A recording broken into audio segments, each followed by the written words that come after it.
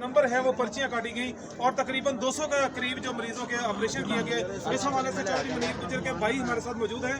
हम उनसे मजीद जानते हैं इस हवाले से कि इस कैंप के हवाले से ये कितने दिन जारी रहेगा और अब तक ये दूसरा दिन है आज, यहाँ पे कितने मरीजों के जो हैं ऑपरेशन हो चुके हैं।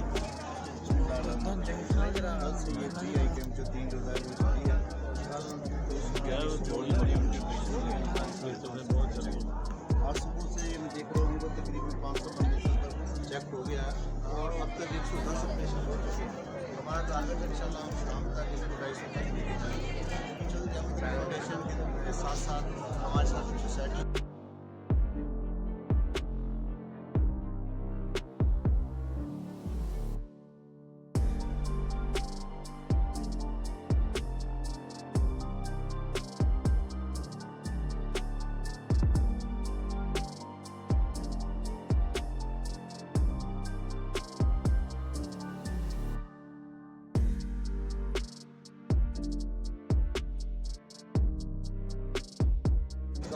कैंप लगा, पहले भी लगते